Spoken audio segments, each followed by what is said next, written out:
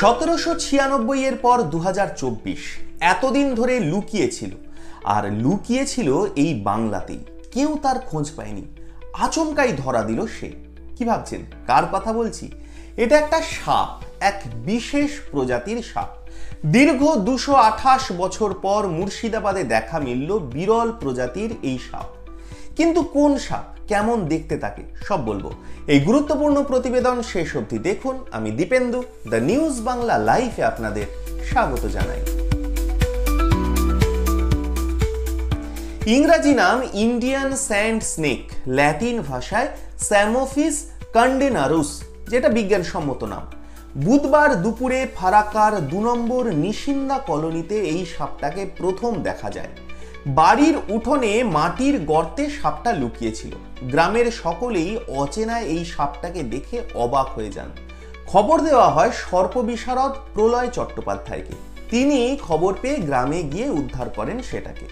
এরপর অন্য সর্প বিশারদদের সাহায্য নিয়ে স্কেল কাউন্ট করে প্রকৃত পরিচয় জানা যায় এই সাপটার।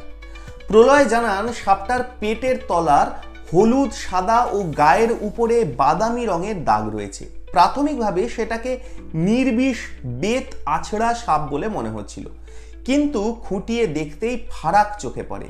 এরপর সাপটার বেশ কিছু ছবি তুলে সরীসৃপ বিশারদদের কাছে পাঠানো হয়। এরপর সেটাকে শনাক্ত করা সম্ভব হয়। প্রলয় বলেন সাপটা মৃদু বিষধর, তবে মানুষের পক্ষে বিন্দুমাত্র ক্ষতিকারক নয়। প্রধানত গিরগিটি, টিকটিকি, ছোট ব্যাঙ খেয়ে বেঁচে থাকে। এটা অবিভক্ত বাংলায় এর আগে 1796 সালে পাওয়া গিয়েছিল বলে আন্তর্জাতিক জীববৈচিত্র্য সংক্রান্ত একটি জার্নালে প্রকাশিত হয়েছিল। সর্প বিশারদ অনির্বাণ চৌধুরী জানান ব্রিটিশ সর্প বিশারদ রাসেল 1796 সালে অবিভক্ত বাংলা থেকে পাওয়া এই প্রজাতির সাপের একটা নমুনা থেকে ইন্ডিয়ান স্যান্ড স্নেকের ছবি এঁকেছিলেন। এরপর 1820 সালে মেরেম বৈজ্ঞানিক বর্ণনা দেন সাপটার। এক ব্রিটিশ সর্প বিশারদ 19বিংশ শতকে ওড়িশার গঞ্জামে এই প্রজাতির সাপের সন্ধান পেয়েছিলেন। 1983-তে সর্পবিদ জেসি ড্যানিয়েল এবং 1986-তে TSN মূর্তি তাদের বইতে এই স্যান্ড স্নেকের সম্ভাব্য প্রাপ্তিস্থান হিসাবে দাক্ষিণাত্য উড়িষ্যার পাশাপাশি বাংলার নামও উল্লেখ করেন। প্রলয়ের দাবি পশ্চিমবঙ্গে এর আগে এই প্রজাতির সাপ কিন্তু কখনো উদ্ধার হয়নি। তবে ভারতবর্ষের হিমালয় পাদদেশ, মধ্য ভারতের বিভিন্ন অংশ, দক্ষিণের পূর্বঘাট পর্বতের বিভিন্ন স্থানে সাম্প্রতিক সময়ে এই সাপটার দেখা মিলছে।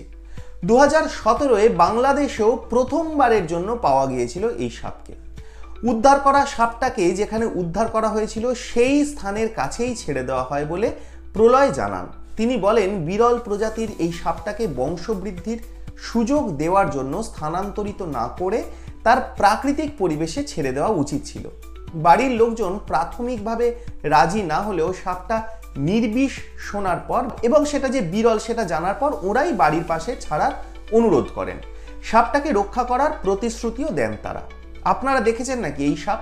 আপনাদের মূল্যবান এবং গুরুত্বপূর্ণ মতামত জানান দ্য নিউজ বাংলা লাইফের কমেন্ট সেকশনে। আর দেখতে থাকুন দ্য নিউজ বাংলা লাইফ।